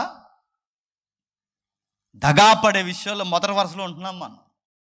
పౌలు గారు అంటున్నారు, క్రీస్తు కొరకు జీవించడం అంటే తెలివి ఉండాలి, వివేచన ఉండాలి, అనుభవజ్ఞానం ఉండాలి, అంతకు మించిన అభివృద్ధి మీరు కలుగుతుండాలి. కిందకి అంటున్నాడు, ఈ సమాజాన్ని ప్రేమించే ప్రేమ విషయంలో కేవలం ప్రేమ ఒక్కటి ఉంటే తెలీదు, నిష్కాపటకమైన జీవితం ఉండాలి, నిర్దోషత్వం కలిగిన జీవితం ఉండాలని ప్రార్థిస్తున్నాను. అంటే కేవలం ప్రేమిస్తూ కూర్చుంటే పరిశుద్ధత రాదంట, గుర్తుపెట్టుకోండి. సొసైటీలో ఈరోజు ప్రేమించే ప్రేమికులు చాలా ఎక్కువైపోయారు. లేరు? ఒకప్పుడు సమాజాన్ని ప్రేమిస్తానే సమాజ సంస్కర్తలు ఉండేవారు, క్రైస్తవ్యాన్నే కాపీ కొట్టారు. రోగుల్ని ప్రేమిస్తున్నాం, వాళ్ళని ప్రేమిస్తున్నాం, ఇది ప్రేమిస్తున్నాం, అది ప్రేమిస్తున్నాం అడుగుతున్నాం. కేవలం ప్రేమిస్తున్నామని చెప్పినంత మాత్రాన మన ప్రేమ స్పష్టమైనది, పవిత్రమైనది కాదు. ఎందుకంటే మనం ఎవరిని ప్రేమించినా ఎవరి ద్వారా ప్రేమించాలి తెలుసా? క్రీస్తు ద్వారా ప్రేమించాలి. ఒక ఉదాహరణ చెప్తాను వినండి. ఈ మధ్యకాలంలో చాలామంది అందరిని ప్రేమిస్తున్నాం అని చెప్పి సేమ్ క్రైస్తవ్యంలాగే బట్టలు వేసుకుని తెల్ల బట్టలు వేసుకుని తిరుగుతున్నారు కొంతమంది. నేను పేరు చెప్పాలండి. మరికొంతమంది వింత వింత ప్రాక్టీలు చేసి మేము కూడా సమాజం పట్ల మాకు స్పృహ ఉందని తిరుగుతున్నారు. కొంతమంది ఏం చేస్తున్నారంటే మాకు పేదలంటే ఇష్టం అని చెప్పి 100 రూపాయలు ఖర్చు పెట్టి యూట్యూబ్లో 1000 రూపాయలు పబ్లిసిటీ చేసుకుంటున్నారు లేదా? వీళ్ళందరూ రకరకాల ప్రయత్నాలు చేస్తున్నారు. అడుగుతున్నాను, చాలామంది మిలియన్ వ్యూస్ ఫాలో అయిపోయే వీడియోస్ ఉన్నాయి. ఏం చేస్తున్నారు అంటే కొంతమంది వ్యక్తులు ఉన్నారు, ఈ మధ్య అలవాటు అయిపోయింది. ఆ ఇంటికి వెళ్ళడం, ఆడికి 100 ఇవ్వడం, అక్కడ ఒక వీడియో డిజైన్ చేయడం, ఆ వీడియో తెచ్చి యూట్యూబ్లో పెట్టడం, వెనకాల మనకు పబ్లిసిటీ, వీడికి పేదల పట్ల ఎంత ప్రేమో అని. ఇలాగే మిలియన్ వ్యూస్ ఫాలో అయ్యారు, చాలామంది ఫాలో అయ్యారు. ఇటీవల కాలంలో బయటపడింది చెప్పిన, వీడు చేస్తున్నది 100 సహాయం, దోషిస్తున్నది మాత్రం చెప్పండి కోట్ల రూపాయలు దోస్తున్నాడు, ఆలస్యంగా వెలుగొచ్చింది. గుర్తుపెట్టుకోండి, మనం సమాజాన్ని ప్రేమిస్తున్నామన్న ఒక ముసుగేసుకుంటే ఆ ప్రేమలో యేసుక్రీస్తు అనే ఒక వ్యక్తి లేకపోతే ఆ ప్రేమ వెనకాల ఏముంటుంది చెప్పినా ఖచ్చితంగా మోసం ఉంటుంది. నీకు ఊరికి ఒకడు అందిస్తున్నాడంటే ఎలా ఇస్తాడు? నీకు ఊరికి ఒకటి 1000 రూపాయలు ఇస్తున్నట్టు ఎలా ఇస్తాడు? ఒకడు ఊరికి వచ్చి నీకు సహాయం చేస్తున్నా ఎందుకు చేస్తాడు? వాడికి ఏదో స్వార్థం లేకుండా వచ్చి నీకు సహాయం చేస్తాడు. కనీసం వాడి ఫోటో అన్నా బయట వేసుకోవడానికన్నా నీకు 1000 ఇస్తాడు. 10 రూపాయలు పులిహార పెంచి 1000 సార్లు చెప్పుకునే లేరండి. ఎందుకు చెప్పుకుంటున్నాడు? వీడు ఏదో పబ్లిసిటీ చేసుకుంటున్నాడు. దేనికి? వీడికి ఏదో స్వార్థం ఉంది. ఎవరైనా ఊరికే వచ్చి మనల్ని ప్రేమిస్తున్నారంటే మన వలన వాళ్ళకి ఏదో లబ్ధి ఉంది. లేరా సోషల్ మీడియాలో? అర్జెంటుగా వస్తారు, చాలా వీడియోలు నేను పేర్లు చెప్పట్లేదు. అర్జెంటుగా వస్తారు, ఆడ కూర్చుంటారు, ఆ బయట ఇలాగ వచ్చినట్ట పెరట దగ్గరట 4-5 లక్షల రూపాయలు కట్టలు పడేశారు. ఎవడా అంత డబ్బులు ఎక్కువైపోయి ఎవడంటే పడేసింది అక్కడ? అంత డబ్బులు ఎక్కువైపోయి ఆ పెరట దగ్గర 4-5 లక్షల కట్టలు ఎవడ పడేశాడు? ఆడు 4-5 లక్షల కట్టలు పడేశాడు, కానీ వెనకాల పోతున్నాయి చాలా కట్టలు ఉన్నాయి. ఇవన్నీ మనకు తెలియదు, ఇదంతా బిజినెస్ నడుపుతున్నాను. క్రీస్తు లేకుండా ఒకరిని మనం ప్రేమిస్తుంటే దాని వెనకాల ఖచ్చితంగా చీకటి కోణం ఉంటుంది. క్రీస్తు లేకుండా ప్రేమించే ప్రతి ఒక్కడు స్వార్థంతో ఉంటుంది. మీకు చెప్తాను, థాయిలాండ్లో బౌద్ధిజం ఎక్కువ. ఆ తర్వాత చైనా, టిబెట్ ఏ ప్రాంతాలు ఉన్నాయో ఇక్కడ బౌద్ధిజం ఎక్కువ. ఈ బౌద్ధిజం ఉన్న దగ్గర సుమారు ఒక అమ్మాయి 250 మందికి, ఒక అమ్మాయి థాయిలాండ్ మాంకులందరికీ అలవాటు పడి 250 మందికి HIV అంటించిందండి. అరే ఈ థాయిలాండ్లో ఏం చెప్తున్నారు? బౌద్ధిస్టులు, వీళ్ళెవరు మాంకులు, వీళ్ళందరూ 250 మంది ఎలా HIV అంటించుకున్నారంటే వాళ్ళందరూ సమాజాన్ని ప్రేమిస్తున్నాం, శాంతి అది అని చెప్పిన వీళ్ళు ఇంత ప్రాబ్లమెటిక్ విషయాలు ఎలా పడ్డారంటే క్రీస్తు లేని ఏ సేవ అయినా, క్రీస్తు లేని ఏ ప్రేమ అయినా, క్రీస్తు లేని ఏ పరిచర్య అయినా ఖచ్చితంగా చీకటి సిన్ ఖచ్చితంగా ఇన్వాల్వ్ అయి ఉంటుంది. పాపం ఖచ్చితంగా దాంట్లోకి ఎంట్రీ ఇస్తుంది. అందుకే మన ప్రేమను కూడా ఎలా చూపించాలి తెలుసా? నీ ప్రేమలో స్వచ్ఛత, నీ ప్రేమలో పవిత్రత, నీ ప్రేమలో తెలివితేటలు, నీ ప్రేమలో వివేచన ఉండాలంటే వీటన్నిటికీ మూలం నీ లైఫ్లో ఎవరు ఉండాలి చెప్పండి? ప్రభు అయిన యేసుక్రీస్తు ఉండాలి. అది క్రీస్తు కొరకు బ్రతకడం అంటే. లివింగ్ ఫర్ క్రైస్ట్ అంటే చర్చికి వచ్చి వెళ్ళిపోవడం కాదు. లివింగ్ ఫర్ క్రైస్ట్ అంటే కేవలం పాటలు పాడి వెళ్ళిపోవడం కాదు. క్రీస్తు కొరకు బ్రతకడం అంటే నేను సమాజాన్ని ప్రేమిస్తాను, ఆ ప్రేమ క్రీస్తు ద్వారా ప్రేమిస్తాను. నేను సమాజానికి ఒక 100 ఇస్తాను, ఆ 100ను ఆ 100 ఇచ్చిన సంగతి మరుగు చేసి నా ప్రభు దీన్ని గ్రహిస్తున్నాడని ఇచ్చిన దాన్ని మర్చిపోతాను. అంటే నా ప్రేమ, నా అనురాగము, నా శ్రేష్టమైన ప్రతి కార్యము సమాజం దృష్టిలో హైలైట్ అవ్వకుండా నేను ఎప్పుడు తగ్గుంటానో తెలుసా? నేను క్రీస్తు ద్వారా ప్రేమించినప్పుడు. క్రీస్తు కొరకు జీవించడం అంటే తొలి అడుగు పౌలు గారు నీకు నాకు ఏమి నేర్పిస్తున్నాడు అంటే, ఇదిగో కాస్త తెలివితేటలతో బతకండి, కాస్త జ్ఞానం ఉపయోగించి బతకండి. బతుకుతున్నారా? ఇలాంటి సభలకు వస్తున్నారు, సభలో నిలబడతారు, ఆయన వాక్యం చెప్పడం మానేసారు కొంతమంది. మధ్య ఆ వాక్యం చెప్పడం మానేసి పేర్లు పిలుతున్నారు. రా కుమారి, నిన్నే ఎర్ర సున్ని వేసుకున్నారా, ఇలా రా అన్నారు. ఈ వాలంటీర్లకు పని పాట ఉండదు, మరి చదువుకున్నారు లేదు నాకు తెలియదు. వాళ్ళు తీసుకొచ్చేస్తారు. తీసుకొచ్చిన వెంటనే ఇక్కడ పెట్టిన వెంటనే కుమారిని అడిగాడ. ఎక్కడి నుంచి వచ్చా అని అడిగాడట. కుమారి అందంట, అక్కడి నుంచి వచ్చాను అంది. పో, నజరేయుడైన యేసు నామమున నీకు ఆజ్ఞ పెడుతున్నాను పో అంటే ఆవిడ అందే, చాలా చూసాం ఇలాంటి అంది. చూస్తున్నారా వీడియో? ఎక్కడి నుంచి వచ్చావు, నీ పేరేంటని అడిగాడట. కొంపలు ముంచేసే పేరు చెప్పింది. ఏ పేరు చెప్పింది చేస్తా? నా పేరు దుర్గమ్మ అంతే. అంతే గొడవ. మా దేవుని దెయ్యం అంటారు మీరు అని. నేను అడుగుతున్నాను, వాక్యం చెప్పకుండా పేర్లు పెట్టి పిలిస్తే మురిసిపోయే ప్రజలు ఉన్నారంటే మీ జ్ఞానాలు ఏమయ్యాయి? మీ ప్రేమ ఏంది? అయ్యో అది కాదండి, ఆయన చాలా ప్రేమ. నీ బంధం ఉంటాడు ప్రేమగా? నేను అడుగుతున్నాను, ప్రేమగా ఉంటాడు పిలుస్తాడంటే మరొకటి పిలుస్తాడు, లే సునీల్ లే అన్నాడు. ఆ సునీల్ లేచాడు. కిడ్నీలో రాళ్ళు ఉన్నాయి కదా అన్నాడు. ఉన్నట్టే ఉన్నాయండి అన్నాడు. నజరేయుడైన యేసునామమున రాలిపోను కాకంటే ఆడు అంటున్నాడు, రాలిపోయినట్టే ఉన్నాయండి అన్నాడు. కిడ్నీలో రాళ్ళు ఎలా రాలిపోతాయంటే అప్పటికప్పుడు? నేను అడుగుతున్నాను, ఇలాంటి మాటలు మాట్లాడుతుంటే ఎలా నమ్ముతున్నారు? ఇలాంటి మాటలు మాట్లాడుతుంటే వాటిని ఎలా ఫాలో అవుతున్నారు? పైపచ్చికి దిగి తగిలించింది చెప్పనా, చాలా ప్రేమగల దైవజనుడు అండి అని. ఇది ప్రేమ కాదు, ప్రేమ పేరుతో జరుగుతున్న చెప్పండి వ్యాపారాలు, మోసాలు. అందుకే పౌలు గారు అంటున్నారు, మీరు వయసులో ఉన్నవారైనా, వయసు మళ్ళిన వారైనా, సంసారంలో ఉన్నవారైనా, సంసారంలో లేనివారైనా, వ్యాపారమైనా, అభివృద్ధి ఉన్నా లేకపోయినా, ఏదైనా సమాజంలో ఒక క్రైస్తవుడికి ఉండాల్సిన ప్రేమ ఏంటో తెలుసా? ప్రతి సెక్టార్లో తెలివితేటలతో జీవించాలి. కిందకి మరొక పాయింట్ చెప్తున్నారు చూడండి, 12వ వచనంలో, సహోదరులారా నాకు సంభవించినవి సువార్త మరి ఎక్కువగా ప్రబలగటకై సమకూడనని మీకు తెలియగోరుచున్నాను. అనగా నా బంధకములు క్రీస్తు నిమిత్తము కలిగినవని ప్రేతోర్యములోని సేనలోని వారందరికీ, తక్కిన వారందరికీ తెలిసిపోయింది. వాళ్ళకు ఒక స్పష్టత వచ్చింది, ఒక స్పష్టత అర్థమైంది. వాళ్ళకి ఏమర్థమైందంటే, నన్ను తీసుకొచ్చి జైల్లో పడేసిన తర్వాత నేను సువార్త చెప్పడం మానేస్తాను అనుకుంటున్నాను. క్రీస్తు కొరకు బ్రతకడం అంటే జైల్లో ఉంటే ఒకలాగా, జైలు బయట ఉంటే ఒకలా బతకడం కాదు. కష్టమున్నా కన్నీరున్నా, ఎవరు తోడున్నా ఎవరు తోడు లేకపోయినా, ఒంటరైనా నలుగురుతున్నా, ఎక్కడున్నా కూడా ప్రతి సమస్యలో కూడా ధైర్యంగా బ్రతకడమే చెప్పండి లివింగ్ ఫర్ క్రైస్ట్ అని. ఒకటే తెలివిగా బ్రతకడం లివింగ్ ఫర్ క్రైస్ట్. రెండోది చెప్పనా, నేను ఎలాంటి పరిస్థితుల్లో ఉన్నా కూడా ధైర్యంగా బ్రతకడమే క్రీస్తు కొరకు జీవించడం అంటే.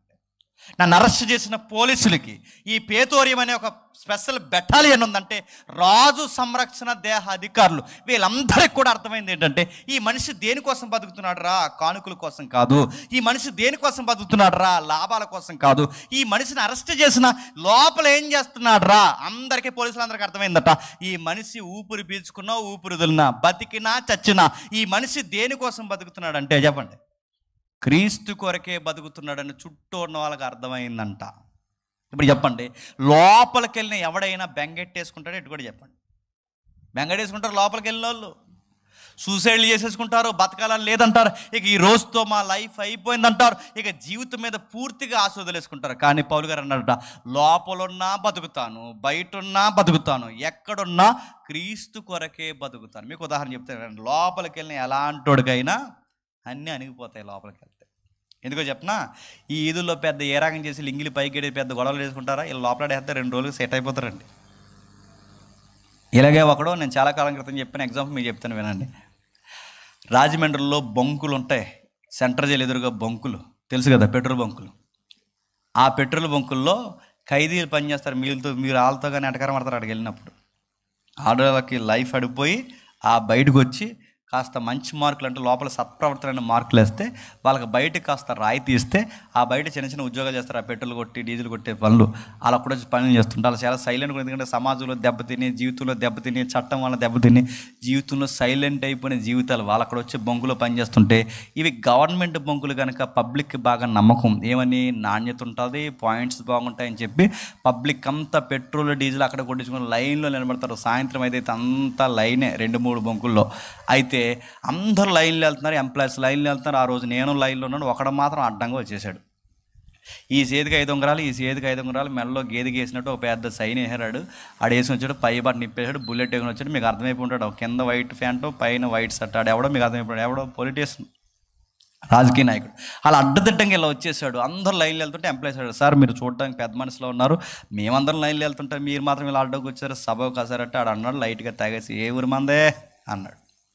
అలా కాసారా, నోర్మై నియోజకవర్గం దాటారో ఏమనుకుంటున్నావు అన్నాడు. వీడి మాస్ స్లాంగ్, వీడి వ్యవహారం చూస్తే ఖచ్చితంగా రాజకీయ నాయకుడు. వీడితో ఎంచుకొచ్చిన గొడవని పబ్లిక్ సైలెంట్ అయితే ఆ ఖైదీ ఆయనకి పెట్రోల్ కొట్టించి పంపించారు. తర్వాత నా లైన్ వచ్చింది, అడిగాను, బ్రదరు ఏంటి గొడవ అని అడిగితే ఆ ఖైదీ చెప్పిన మాట ఏంటి చెప్పిన, ఏమీ లేదు సారు, మాకు అణిగింది వీడికి ఇంకా అనగలేదు అన్నాడు. మీకు ఏమర్థమైంది?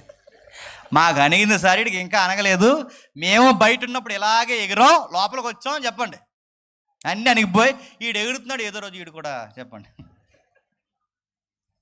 బయట బాగుంటాం, బయట మీసాల మెలేసినా, బయట ఎంత మూతుబరులుగా చెప్పినా, జైలు అంటే ఎవడికైనా మళ్ళీ చెప్తున్నాను ఎన్నులో వణుకు పుడతాది. కానీ ఒక క్రైస్తవుడు గుర్తుపెట్టుకోండి, అది కష్టమైన నష్టమైన, అది 4 గోళ్ళైనా బయట అయినా, మనిషి చుట్టూ ఎన్ని ఉరుతాళ్ళు బిగిసిపోయినా వాడంత ధైర్యంగా సింహంలా ఎలా ఉండగలుగుతున్నాడంటే వాడు క్రీస్తు కొరకు బతుకుతున్నాడు కనుక. గుర్తుపెట్టుకో. ఏదైనా శ్రమ వస్తే వెంటనే ఫ్యాన్ అయిపో చూడటం, ఏదైనా శ్రమ వస్తే వెంటనే గోదర దగ్గర పరిగెట్టడం, ఏదైనా శ్రమ వస్తే వెంటనే రైల్వే ట్రాక్ పరిగెట్టడం, పిరికి సన్నాసి పనులు చేసేవాళ్ళు క్రైస్తవులు కాదు. క్రైస్తవులు చెప్పిన వ్యాధులు వస్తాయి, మనకు రాకపోతే ఇంకెవరికి వస్తాయి. సమస్యలు వస్తాయి, మనకు రాకపోతే ఎవరికి వస్తాయి. అప్పులు వస్తాయి, మనకు రాకపోతే ఎవరికి వస్తాయి. పిల్లలు ఆర్థికంగా నలిగిపోవచ్చు, ఏదైనా జరగచ్చు. ఆ మాత్రం దానికి ప్రభువా ఇన్ని వారాల చర్చకొచ్చా మమ్మల్ని చూడడం అంటే చూశాడా ఆయన? చూసినా వస్తాయి. నీకెందుకు అనుమతించాడు తెలుసా? తట్టుకొని నిలబడాలి. అది క్రైస్తవ్యం అంటే. పౌలు గారిని తీసుకెళ్ళి లోపల పడేస్తంత ధైర్యంగా ఎలాగుండగలిగాడు? క్రీస్తుని బట్టి. 4 రోజులుండి ముక్కు మీద వేలేసుకుంటే, ముక్కు మూసుకుంటే అయిపోయి జీవితం కొరకు. బయట ఉంటే ఏంటి, లోపల ఉంటే ఏంటి, వ్యాధి ఉంటే ఏంటి, లేకపోతే ఏంటి, డబ్బులు ఉంటే ఏంటి, లేకపోతే ఏంటి, స్నేహితులు ఉంటే ఏంటి, లేకపోతే ఏంటి, బతుకుతా ఎక్కడున్నా చెప్పండి.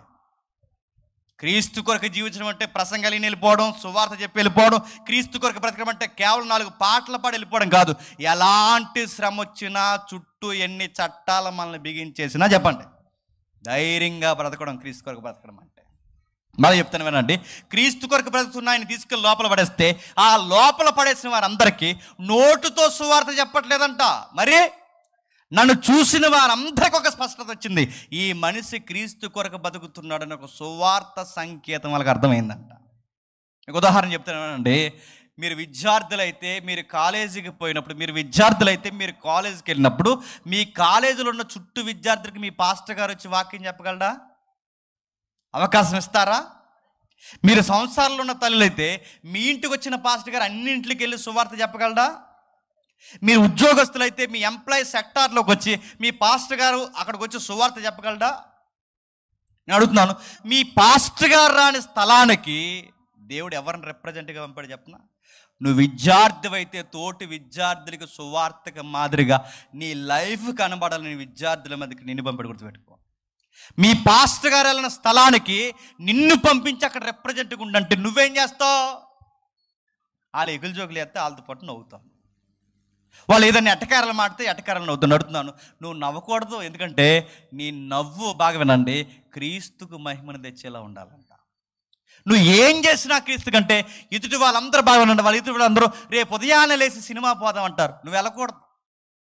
వాడు ఏదో పిచ్చి జోకులు మాట్లాడతాడు, నువ్వు నవ్వకూడదు. ఎందుకంటే నువ్వు ఆ విద్యార్థుల మధ్య, ఉద్యోగస్తుల మధ్య, నీ పాస్టర్ గారు రాని స్థలానికి దేవుడు నిన్ను నిలబెట్టి నిన్ను మాట్లాడమంటున్నాడంటే గుర్తుపెట్టుకో, నీ బ్రతుకు మూలంగా, బాగా నీ బ్రతుకు మూలంగా ఎవరు కనపరచబడాలంట? నీ చుట్టూ ఉన్న వాళ్ళు ఎకులు జోకులు వేస్తుంటే నువ్వు కూడా నోటి మీద ముసుముసు నవ్వడం కాదు, నువ్వు నవ్వకు. ఎందుకంటే నీ నవ్వే చెప్తుంది నీ బతుకేంటో. నీ చుట్టూ ఉన్న వాళ్ళు బూతులు మాట్లాడుతుంటే నువ్వు వినకో. నీ చుట్టూ ఉన్న వాళ్ళ సినిమాలు పోతే నువ్వు వెళ్ళకో. ఎందుకంటే అక్కడికి పాస్టర్ గారు రాని స్థలానికి దేవుడు నిన్ను పంపాడంటే నీ వారాంతరం విన్న సువార్త నీ బతుకు ద్వారా దేవుడు అక్కడ చూపించాలనుకుంటున్నాడు కనుక నిన్ను నిలబెట్టాడు. గుర్తుపెట్టుకో. నువ్వు అక్కడ సువార్త చూపించాలి. పౌలు గారు ఏమంటున్నారు? కష్టమైన పరిస్థితి అయినా, జైలైనా, ఎక్కడైనా నా నోటుతో మాత్రమే కాదు సువార్త చెబుతున్నది, నా బ్రతుకుని చూసి వాళ్ళందరూ అనుకుంటున్నారు, అందరు ఖైదీలు బెంబెలు ఎత్తిపోతున్నారు, అందరు ఖైదీలు చేతులు ఎత్తేస్తున్నాడు, ఈ మనిషి మాత్రం పాటలు పాడి పత్రికలు రాసుకుంటూ కూర్చున్నాడు అంటే అసలు అతను ఎవర్రా అని ఎంక్వైరీ చేసినప్పుడు అర్థమైందట, ఈ మనిషి క్రీస్తు కొరకు బ్రతికి ఒక సువార్తికుడు అని అర్థమైందంట. ఇప్పుడు చెప్పండి, బాధ వచ్చినా, సమస్య వచ్చినా బయట వాళ్ళు కుంగిపోతారు, బాధ వస్తే పురుగుల మందులు తాగుతారు, బాధ వస్తే వాళ్ళ కంగారు అయిపోతారు, బాధ వస్తే ఎక్కడెక్కడికో సలహాలు పరిగెడతారు. కానీ మీరు కుంగిపోకూడదు. బయట వాళ్ళకి అర్థం అవ్వాలి, అరే మీకు వచ్చిన బాధలు మాకు వస్తే మేము ఎప్పుడే ఎగిరిపోదు, మీరు ఎంత ధైర్యంగా మీరు ఎలా ఉండగలుగుతున్నారు అన్నప్పుడు వాళ్ళ మీ బ్రతుకు ద్వారా మీరు ఇవ్వాల్సిన ఆన్సర్ చెప్పినా, మేము చర్చికి పోతామని అందుకే ఇంత ధైర్యంగా ఉంటాం, మీరు కూడా మాలాగా చర్చికి వస్తే చెప్పండి. అలా ఉండాలట మన బ్రతుకు. అలా ఉన్నామా? చుట్టూ ఉన్న సంసారాలు ఎవరైతే గొడవలు పెట్టుకుంటున్నారో ఆ సంసారాలకు నేర్పించే అంత జ్ఞానం దేవుడు మనకు అనుగ్రహించాలని గుర్తుపెట్టుకోండి. స్నేహితులకి స్నేహం ఏంటో నేర్పించేలా ఉండాలట, ఇరుగు పొరుగు వారికి మాదిరి ఏంటో నేర్పించేలా ఉండాలట. మనం ఎక్కడున్నా కానీ మన బ్రతుకుల్లో ఎవరిని చూపించాలి చెప్పండి? క్రీస్తుని చూపించాలి. అంటే క్రీస్తు కొరకు బ్రతకడం అంటే, నేను ముగిస్తున్నాను బాగా వినండి. క్రీస్తు కొరకు బ్రతకడం అంటే ఏం పని చేస్తున్నామో జ్ఞానం ఉండాలి. క్రీస్తు కొరకు బ్రతకడం అంటే నీ ప్రేమలో తెలివితేటలు ఉండాలి. క్రీస్తు కొరకు బ్రతకడం అంటే ఎలాంటి ఉప్పెన్ లాంటి పరిస్థితులు వచ్చినా చెప్పండి ధైర్యంగా నిలబడాలి. డాక్టర్ గారి దగ్గరికి వెళ్ళిన వెంటనే డాక్టర్ గారు పైనుంచి కింద చూసి అన్నారట, ఒకడు వచ్చావా ఎవరినైనా తీసుకొచ్చావా, అంతేటికి 2 మోసం అయిపోయినాను వెంటనే. డాక్టర్ గారు పైనుంచి కింద చూస్తే నీకు భయం వేస్తుంది అంటే నువ్వు అసలు బిలీవరవేనా? ఐసీలో పెట్టిన మళ్ళీ చెప్తున్నాను, ఐసీలో పెట్టినా, తీసుకెళ్ళి ఐసీలో పెట్టినా చుట్టూ ఉన్న రోగుల ప్రవర్తన ఒకలా ఉండాలి. చెప్పండి, నీ ప్రవర్తన ఒకలా ఉండాలి. గుర్తుపెట్టుకో. డాక్టర్ అడగాలి, ఇంత ధైర్యంగా నువ్వు ఎలా ఉండగలుగుతున్నావు అయ్యి అంటే, నీ ధైర్యం నువ్వు వైద్యం చేస్తున్న డాక్టర్కి ఒక సువార్త వాళ్ళు. గుర్తుపెట్టుకో. డాక్టర్ గారు మన ఎంక చూడకుండా పైకి మొత్తం అలా సీటు పొడుగ్గా రాహేస్తున్నాడు అనుకుంటే భయం వేస్తుంది మనకి. సరే ఇటు సరే రాహేస్తున్నారండి. ఎన్నైనా అని ఎవరికి రాని వింతైన రోగం నీకు వచ్చిందా, రానియండి సార్, నా దేవుడు పర్మిషన్ అనుకోండి. ఏది అది ఇందాక మంచి పాడపాడు కథ మొత్తం చెప్పండి. ఆ రైటర్కి మంచి ఉద్దేశం ఉంది, నడుపుతున్నాను. కథ మొత్తం మార్చగలడు అంటే ఎలాంటి స్థితిలో అయినా నేను మార్చగలడు. అది ఐసీ అయినా మార్చగలడు, నువ్వు తాగుబోతు అయినా మార్చగలడు, నువ్వు తిరిగిపోతైనా మార్చగలడు. ఆయన చేతుల్లో మన జీవితం అంటే మన కథనే చెప్పండి మార్చే కథానాయకుడిగా నీ జీవితంలో ఇన్వాల్వ్ అవుతాడు ఆయన. అందుకే పౌలు గారు అంటున్నారు, ఆయనకు లోపడండి, ఆయన కోసం బతకండి, ఆయనకి రిప్రజెంట్గా నిలబడండి. ఎలాంటి పరిస్థితుల్లో మన ధైర్యం చూపిస్తే మన ధైర్యం ఇతరులకు ఏమవ్వాలి చెప్పండి, ఒక సువార్త అవ్వాలి. క్రీస్తు కొరకు బ్రతకడం అంటే, లివింగ్ ఫర్ క్రైస్ట్ అంటే ఇంటి బయట కొత్త ఇల్లు కట్టుకుని బోర్డు పెట్టుకోవడం కాదు. లివింగ్ ఫర్ క్రైస్ట్ అని, లివింగ్ ఫర్ క్రైస్ట్ అంటే శ్రమలు వచ్చినా శ్రమల్లో కూడా చెప్పండి ధైర్యంగా ఉండాలి. మూడోది ఏదో చెప్తున్నాడు చూడండి, ఇదే 2వ అధ్యాయం, ఇదే ఫిలిప్పీలకు రాసిన పత్రిక 2వ అధ్యాయం, ఫిలిప్పీలకు రాసిన 2వ పత్రిక 19వ వచనం చూడండి, క్షమించండి 2వ అధ్యాయం 19వ వచనం. నేనును మీ క్షేమము తెలుసుకుని కోరిన వాడై ధైర్యము తెచ్చుకునే నిమిత్తం తిమోతిని శీఘ్రముగా మీ యొద్దకు పంపుటకు ప్రభు అయిన యేసునందు నిరీక్షించుచున్నాను. అతని వంటి వాడు ఎవడునూ లేడు. బాగా వినాలి, బాగా వినాలి. ఇక్కడ ఏదో చెప్తున్నాడు చూడండి. ఒకటి, క్రీస్తు కొరకు బ్రతకడం అంటే ప్రేమలో తెలివితేటలు వివేచన చూపించడం. క్రీస్తు కొరకు బ్రతకడం అంటే ప్రతి శ్రమలో చెప్పండి ధైర్యంగా నిలబడ్డాం. ఇక్కడ క్రీస్తు కొరకు బ్రతకడం మరొక సంగతి ఏమి నేర్పిస్తున్నాడు అంటే, తిమోతి ఎపఫ్రొదితు అనే 2 వ్యక్తులు ఉన్నారట. 3వ వ్యక్తి కలిగిపోతే పౌలు ఉన్నాడట. ఈ 3 వ్యక్తులట క్రీస్తు కొరకు బ్రతుకుతున్నాడు. అంటే క్రీస్తు కొరకు మీరు ఎలా బ్రతుకుతున్నారా అంటే, పౌలు గారికి అప్పటికే కడుపు జబ్బు ఉందంట. పౌలు గారికి కడుపు జబ్బే కాదు, ఈ కింద ఎపఫ్రొదితు అనే ఒక ఆయన 25-26 వచనాల్లో ఈ వ్యక్తికి కూడా చాలా పెద్ద రోగం ఉందంట. ఆయనకి ఎందుకు రోగం వచ్చిందంటే హిస్టరీ ఇలా సెలవిస్తుంది. ఆయనకి ఎందుకు రోగం వచ్చిందంటే, ఇదే జైల్లో ఉన్నప్పుడు అంతకుముందు దర్శించడానికి వెళ్ళాడుగా పౌలు గారిని. అంతకుముందు దర్శించడానికి వెళ్ళినప్పుడు ఈ దొమ్మి కేసుల్లో ఎవరిని కొట్టేశారట, ఎపఫ్రొదితుని కొట్టారట. ఆ కొట్టిన దెబ్బలకి ఎవరు అనారోగ్యం పాలైపోయారు తెలుసా? ఎపఫ్రొదితు. అంటే వీరికి డిసీజ్ రావడానికి, యంగ్ బాయ్స్కి డిసీజ్ రావడానికి కారణం ఏంటంటే, ఒకటి సువార్తలో విరామం లేకుండా తిరగడం, 2 ఎపఫ్రొదితులట ఆయన్ని కొట్టడం వలన ఆయన వ్యాధిగ్రస్తుడు అయిపోయాడట. ఇంత వ్యాధి పెట్టుకుని, ఇంత ఇబ్బందులు పెట్టుకుని ఏదో చెప్తున్నాడు చూడండి 26వ వచనంలో, అతడు రోగి అయినని మీరు ఇంటిరి గనుక అతడు మిమ్మల్ని అందరినీ చూడ మిగిలి అపేక్షించగలవాడే విచారపడుచున్నాడు. నిజముగా అతడు రోగి అయి సావునకు సిద్ధమై ఉండెను కానీ దేవుడు అతన్ని కనికరించడు. అది ఎంత మాత్రమే గాక నా దుఃఖము మీద దుఃఖము కలుగుండుటకై నన్నును కనికరించిన. ఇప్పుడు బాగా వినండి, నన్ను జైల్లో పెట్టారని ఒక బాధ ఎక్కువైపోయింది, సంఘానికి దూరమైన బాధ ఎక్కువైపోయింది, అన్ని బాధలు ఎక్కువైపోతున్నప్పుడు ఇలాంటి సహోదరుడు నా వలన భయంకరమైన బాధ అనిపిస్తున్నాడు. ఈ దుఃఖం ఇంకా అధికం అయిపోకుండా దేవుడు ఆ వ్యక్తిని కనికరించాడు. అంటే వీళ్ళకి చాలా ప్రాబ్లమ్స్ ఉన్నాయి. తిమోతి గారికి అనారోగ్యం ఉంది, ఎపఫ్రొదితుకి అనారోగ్యం ఉంది. ఇలాంటి అనారోగ్యాలు ఉన్నప్పుడు మీరు ఏం చేస్తున్నారయ్యా అంటే, ఇద్దరు అన్నారట, సంఘం కోసం బతకడానికి మేము చచ్చిపోతాం సార్ అన్నారంట. క్రీస్తు కొరకు బ్రతకడం అంటే గుర్తుపెట్టుకోండి, వచ్చాము వెళ్ళాం కాదు, నీ తోటి విశ్వాసుల కొరకు కొన్ని విషయాల్లో నువ్వు స్ట్రాంగ్గా డెసిషన్ తీసుకోవాలంట. మందు లేక ఏడుస్తున్న తల్లులు ఉంటే అవసరమైతే నీ జేబుల్లో ఉన్న డబ్బులే తీసి ఖర్చు పెట్టాలి. నీ రోగాల కోసం, నీ అప్పుల కోసం, నీ ఇంటి సమస్యల కోసం ఆలోచించడం భక్తి కాదు. ఇతరుల యొక్క సమస్య కొరకు వాళ్ళని చూడడానికి సావసిద్ధమై ఉన్న గడియల్లో కూడా వాళ్ళ కొరకు ఏదో ఒకటి చేసి ఒక స్టాండింగ్ ఉంటుంది చూస్తారు, అది క్రీస్తు కొరకు బతకడం. తిమోతి అపప్రతిత ఏం చేస్తున్నారు తెలుసా? అరే మీ ఫ్యామిలీస్ కోసం మీరు ఆలోచించరు, మీ వ్యక్తిగతమైన విషయాల కొరకు ఆలోచించరు, ఎప్పుడు ఇతరుల భారాల మీద వేసుకోవడానికి ఇవే మీరు చూస్తారు ఏంటి అంటే వాళ్ళిద్దరు అన్నారట, మేము క్రీస్తు కొరకు బతుకుతున్నాం సార్, వీళ్ళని చూడాలి సార్, సంఘాన్ని మేము చూడాలి సార్, విశ్వాసులు మేము చూడాలి సార్, ఇరుగు పొరుగు పేదలు ఎవరైతే ఉన్నారో వాళ్ళని చూడాలి సార్. అరే మీ సమస్య ఉందో, మీ ముందు మీ ఆరోగ్యాలు, మా ఆరోగ్యాలు ఏమైపోయినా పర్లేదు సార్, ఇతరులు ఆరోగ్యంగా ఉన్నారు లేదు మేము చూడాలి సార్. అందరూ సొంత కార్యాలు చూసుకుంటారు, అందరూ తమ ఇంటి కార్యాలు చూసుకుంటారు, కానీ వీళ్ళిద్దరు మాత్రం ఎవరి కార్యాలు చూస్తారు చెప్పండి? అందరి కార్యాలు చూస్తారంట. అందరి కార్యాలు క్రీస్తు ద్వారా క్రీస్తు కార్యాలు జరిగిస్తారట. ఎందుకు ఇలా చేస్తారంటే యేసుప్రభు కూడా ఇదే గుణం అంట. వాళ్ళింట్లో ఎవరో చనిపోతే వాళ్ళింటికి సంబంధం లేని ఇంటికి ఈయన వెళ్ళి ఆ పాడి ముందు నిలబడి ఈయన ఆడాల్సినంత అవసరం ఎందుకు వచ్చిందండి? అది ఇతరుల కొరకు బ్రతకడం అంటే గుర్తుపెట్టుకో. యేసుప్రభు ఎలా జీవించాడంటే ఇతరుల బాధ మీదేసుకున్నాడు. వాళ్ళింట్లో ఏదో గొడవ జరిగితే నీకెందుకు ఆ గొడవలో దూరుతున్నావంటే గుర్తుపెట్టుకో, ఆ గొడవలు అలా ఉంటే వాళ్ళు నశించిపోతారు కనుక అది నేను మీదేసుకుంటాను, ఎందుకంటే నా తోటి విశ్వాసులు గనక. ఎవరో ఈదులో భాగమేనండి, ఎవరో ఈదులో దూరంగా పొండ్రని ఇసిరేస్తే ఆ కుష్ఠరోగులందరినీ దూరాన్ని పడేస్తే అందరికీ పట్టకపోయినా దావీదు కుమారుడు నేర్స్తే ఆ కుష్ఠరోగులు చేతులు పట్టుకుని నేర్చండి. అర్థం, కుష్ఠరోగులు చేతులు పట్టుకుని ఆడాల్సినంత అవసరం ఎందుకు వస్తుందండి? క్రీస్తు అలాగే జీవిస్తాడు. రోగుల్ని పట్టుకుంటాడు, వ్యాధిగ్రస్తుల దగ్గరికి పోతాడు, చనిపోయిన ఇంటికి పోతాడు. ఎవరింట్లోనో పెళ్ళి ఆగిపోతే వాళ్ళింటి పెళ్లి గౌరవం ఈదిని పడిపోతుంటే ఆ పెళ్లి గౌరవం ఈదిని పడిపోకూడదని ఆ పెళ్లిలో ఉన్న గౌరవాన్ని కాపాడడానికి అక్కడి స్టాండింగ్ తీసుకోవాల్సిన అవసరం ఎందుకు వచ్చింది? ఆ కానాను వివాహంలో వాళ్ళ పెళ్లి గౌరవాన్ని ఈయన ఎందుకు నిలబెట్టాలండి? ఎవరికైనా గౌరవం పోతుందంటే ఆ గౌరవాన్ని మీదేసుకుంటాడు, ఎవరికైనా ప్రాణం పోతుందంటే ఆ ప్రాణాన్ని నిలబెట్టడానికి ఏదో చేస్తాడు, ఎవరైనా రోగులు ఉన్నారంటే ఆ రోగులు చేతులు పట్టుకుంటాడు. ఇది క్రీస్తు కొరకు జీవించి అడుగుతున్నాను. ఎంతసేపు నీ ఇంటి గొడవలు, నీ రోగాల గొడవలు తప్ప పక్కింట్లో నీ తోటి విశ్వాసకి ఏదైనా జరుగుతుందంటే ఎప్పుడైనా ఒక మెడిసిన్ చీటు కొనిచ్చావా? నీ ఎదురు పొరుగు వాళ్ళకి తోడు లేక ఒక సమస్యలో ఒంటరిగా చిదిగిపోయి నశించిపోయే పరిస్థితుల్లో, ఊరేసుకుని చచ్చిపోయే పరిస్థితుల్లో మీకు ఎందుకు మేము ఉన్నాం సంఘంగానే ఒక ధైర్యం చెప్పి ఒక మాట ఎప్పుడైనా కొంపకెళ్ళి చెప్పావా? నీ అప్పులు గొడవలు, నీ బాధలు, నీ సమస్యలు, నీ రోగాలు తప్ప. తిమోతిని చూడు, తిమోతికి ఎన్ని బాధలు ఉన్నా, ఎపఫ్రొదితుకి ఎన్ని బాధలు ఉన్నా పోయి ఇతరులు బాగుండాలని కోరుకున్నారు. ఇతరులు బాగుండాలని కోరుకునే జీవితాన్ని ఏమంటారు తెలుసా? క్రీస్తు కొరకు జీవించడం అంట.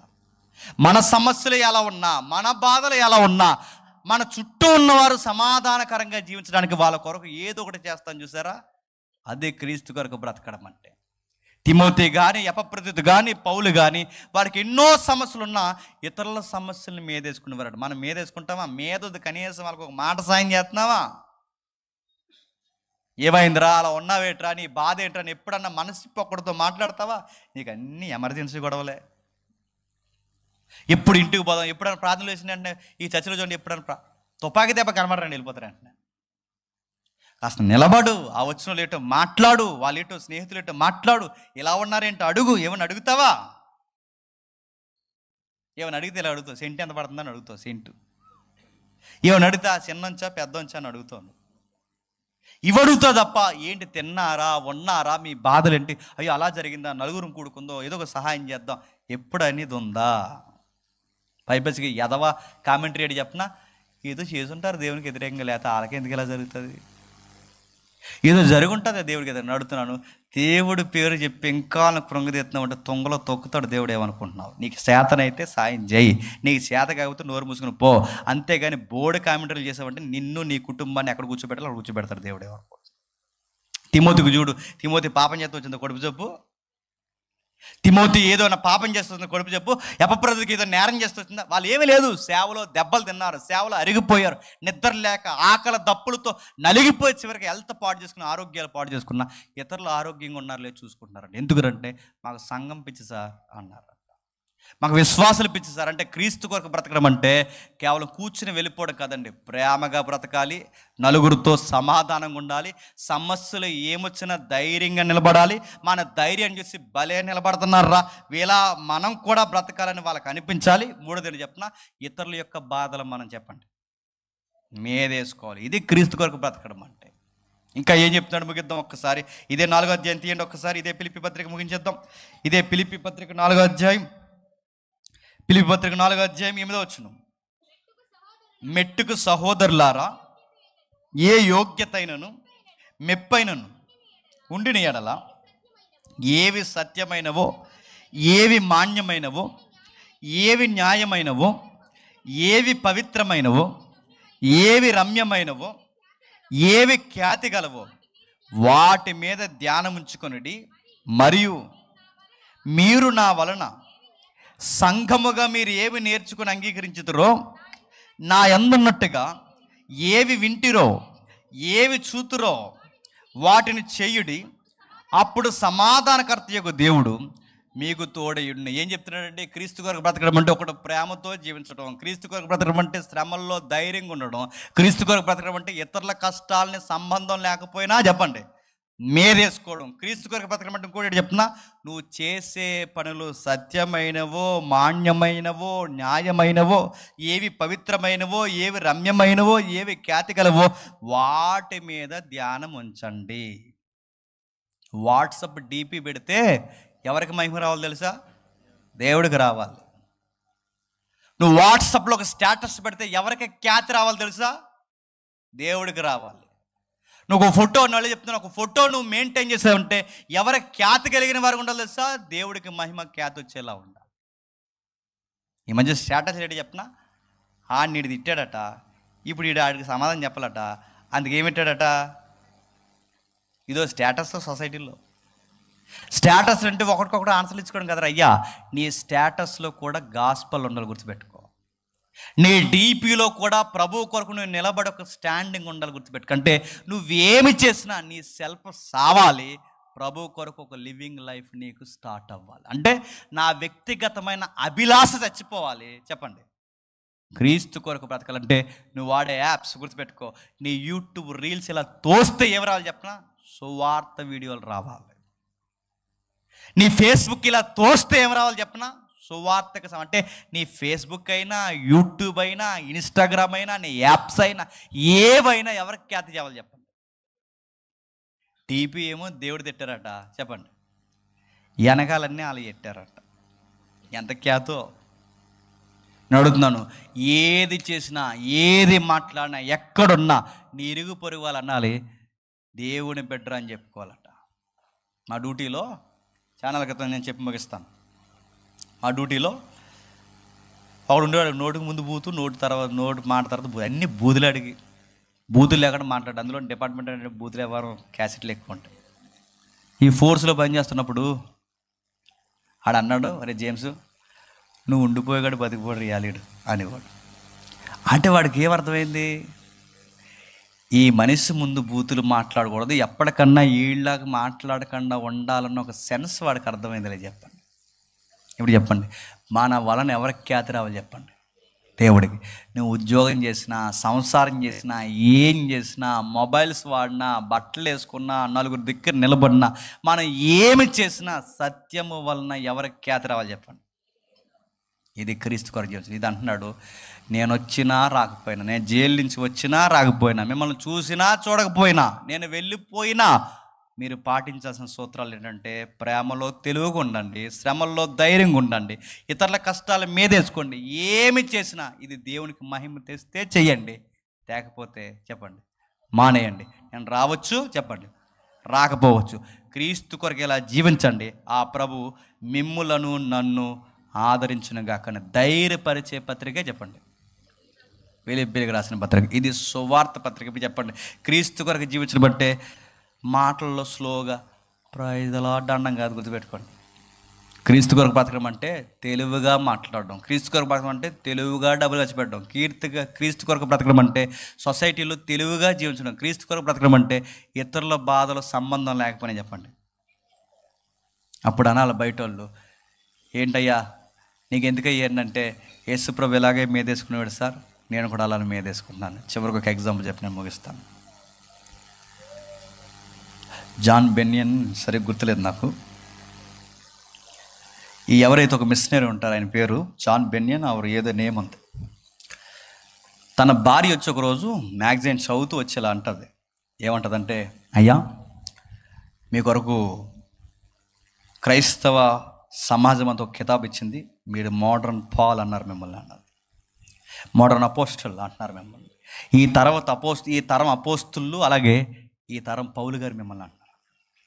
అక్కడి నుంచి పొగుడుతుంది, చాలా ఆనందంగా వచ్చింది, చెబుతుంది. ఇలా చెప్తున్నప్పుడు పైనుంచి కిందకు చూశాడు. ఆ కిందకు చూసి ఒక మాట అన్నాడు. ఏమన్నారు నన్ను సమాజం అంటే? క్రైస్తవ సమాజం ఈ తరం పౌలు అంటుంది మిమ్మల్ని అనగానే, అలా అంటుందా అన్నాడు. ఇప్పుడు ఆశ్చర్యపోయింది. అదేంటి మిమ్మల్ని పౌలతో పోలుస్తున్నారు, అపోస్తులతో పోలుస్తున్నారు, మీరు ఆనందంగా ఉండలేకపోతున్నారు ఏంటంటే పైనుంచి కింద చూసుకున్నావు అవి. అది కాదండి, నా భర్తను ఎంత పొగుడుతుంటే నాకే ఎంత ఆనందంగా ఉంది, మీకెందుకు ఆనందంగా లేదంటే అప్పుడు ఆయన ఇలా అంటాడు. ఏమంటాడంటే, నన్ను పౌలుతోనో అపోస్తులతో పోల్చను కాదు, నన్ను ఎవరితో పోల్చాలని కోరుకుంటాను చెప్పిన? క్రీస్తుతో. ఈ అబ్బాయి అచ్చు క్రీస్తులాగే బతుకుతున్నాడు. నన్ను ఎప్పుడైతే పోలుస్తారో ఆ రోజు నేను క్రీస్తు కొరకు జీవిస్తున్నట్టు అన్నాడు. ఇప్పుడు చెప్పండి, మన కొన్ని రోజులు గడిచే కొద్దీ మనల్ని ఏమనుకోవాలి తెలుసా? యేసుప్రభు ఇలాగే ప్రేమించేవాడేమో, యేసుప్రభు ఇలాగే మాట్లాడేవాడు, యేసుప్రభు ఇతరులను ఇలాగే ఆదరించేవాడేమో, యేసుప్రభు ఇలాగే ధైర్యంగా ఉండేవాడేమని ఓ క్రైస్తవుని చూస్తే బయటడు కట్ట ఎవరిని జీవించాలి చెప్పండి? క్రీస్తుని చూపించేలా బ్రతకలట. ఇప్పుడు ఈ పత్రికలు చెప్తున్నాడు, మన మహిమ ఎవరు తేవాలి చెప్పండి? మనం చూస్తే ఎవరు గుర్తు రావాలి చెప్పండి? మన ధైర్యాన్ని చూస్తే ఎవరిని కనపరచాలి చెప్పండి? మనం ఎక్కడున్నా దేనికి రిప్రజెంట్గా నిలబడాలి చెప్పండి? క్రీస్తుకు సువార్తకి. ఇది ఎప్పుడైతే చేస్తామో లివింగ్ ఫర్ క్రైస్ట్ అనే ట్యాగ్ దేవుడు మనకిచ్చి వీళ్ళు నా కోసమే బతుకుతున్నారు అంటారట. ప్రతి దానికి భయపడిపోయి ప్రతి దానికి చేతులేస్తే నువ్వు దేవుడిని నమ్ముతున్నావో లేకపోతే నిన్ను నమ్ముతున్నావో గుర్తుపెట్టుకో, నువ్వు తేడాగా జీవిస్తున్నావు. ఒకవేళ నువ్వు దేవుడిని నమ్మితే ఏది జరిగిపోయినా, ఎన్ని అయిపోయినా, ఒంటరి అయిపోయినా చెప్పండి, మన ధైర్యం ఎప్పుడు క్రీస్తుని బట్టి. అట్టి ధైర్యం దేవుడు మీకు అనుగ్రహించును గాక.